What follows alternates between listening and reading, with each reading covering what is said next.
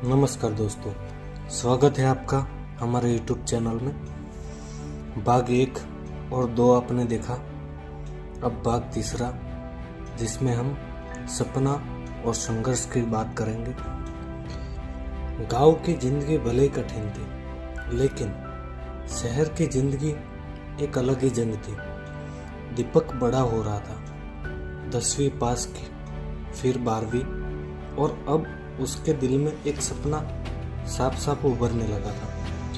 मुझे कुछ बनना है, कोई बड़ा आदमी, कुछ ऐसा जो मेरी माँ को फिर कभी रोते हुए न देखे। उसकी माँ रोज खेत में काम करती थी और उसके पापा बीमार रहते थे, लेकिन दीपक अब किसी पर बोझ नहीं बनना चाहता था। और फिर वो दिन आया, एक पुराना बैग, उसमें 2 जोड़ी कपड़े, कुछ सूखी रोटियां और माँ के हाथ का वो छोटा सा ताबीज। दीपक लेकर शहर चला गया।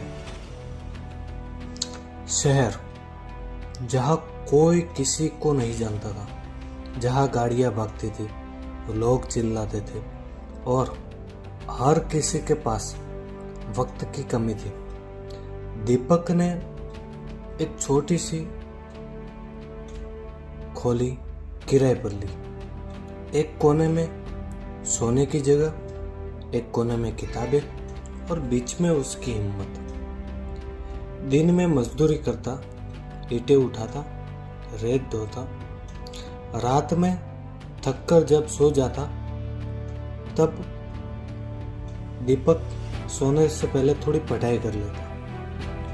कई बार तो वो इतनी थकावट में होता कि किताबों पर ही सो जाता, लेकिन सुबह फिर से वही सपना उसे जगा देता, माँ को कभी रोना नहीं चाहिए। दीपक ने कई एग्जाम दिए, कई बार रिजेक्ट हुआ, कभी कट ऑफ से 1 नंबर से कम, कभी इंटरव्यू में फेल, कभी पेट में खाना नहीं होता तो कभी दिल में हौसला डगमगाने लगता।